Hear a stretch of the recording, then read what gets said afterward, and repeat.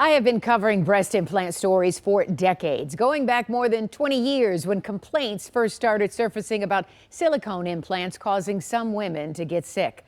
Well, today there is a name for it: breast implant illness. A few years ago, women successfully advocated for legislation that requires a black box warning on all breast implants. But the fight for informed consent continues. I sat down with a woman who won a battle with breast cancer only to become ill after reconstructive surgery with breast implants.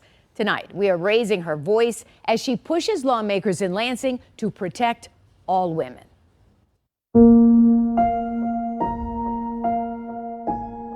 It was January of 2014 during a trip to the gym when Dawn Pugh first noticed painful lumps under her chest. It looked like I kind of had a golf ball under my chest.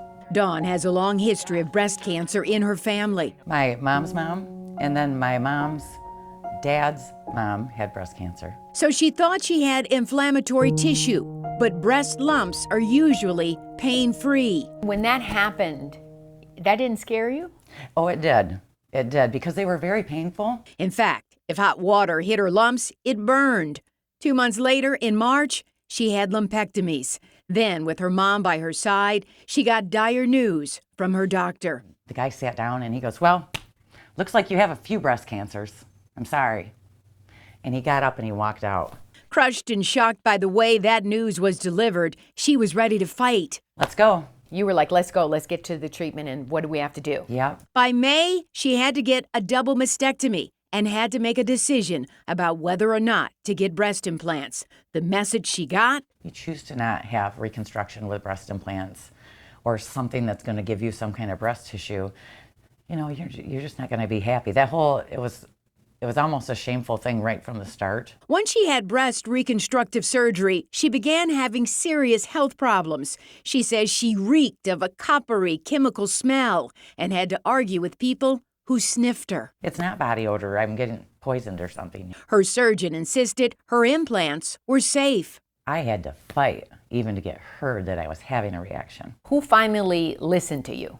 I think it was my rheumatologist. Dawn had to endure 30 surgeries over a 10-year period. Her hearing has been affected, and she has a hole in her lung because her implants had adhered to her ribs. 2019 is my last surgery after getting my breast implants out. And I will say that I'm continuing to get better and better. According to the findings of a study by the National Institutes of Health and published by the Journal of the American Medical Association, from 2015 to 2020, 4.2% of silicone breast implant surgeries for cosmetic purposes had to be revised due to breast implant illness. And for women who had silicone breast implants for reconstructive reasons, 2.7% of the revisions were due to breast implant illness. Breast implant illness symptoms and signs include a list of issues including chronic fatigue, memory and concentration problems, sleep disturbance, and anxiety. Several plastic surgeons I've interviewed in the past now refuse to do breast implants and only do explant surgery. Others have insisted breast implants are safe. Today, Dawn is proud to be flat-chested because she's on the mend. She did this spread in People magazine. I believe that looks so beautiful with the tattoos. What made you so brave, though, to sort of say, here I am? When they called me to be in People magazine, I thought, you know what, I've been working on this bill for over 4 years to get this awareness out there and to protect people. Today, Dawn is an advocate fighting for the passage of the Informed Consent Bill. It would require a patient checklist for potential health problems before surgery. Dawn and others fought and won for black box warning to be on breast implant packages, but she says that warning is not seen when women are having surgery. My message is be informed. Be informed. Do your homework. Don't just listen to what the surgeon says. And they are fighting for that informed consent legislation. It will require surgeons to tell patients implants need to be replaced every 10 years. And of course, the list of possible side effects.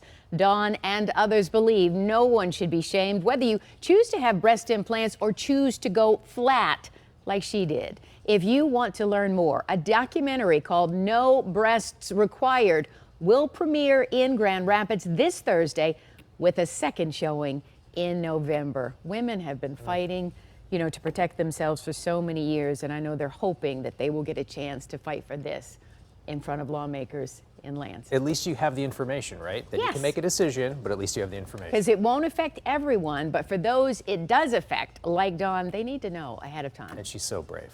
Very, very much so. Thanks, Caroline.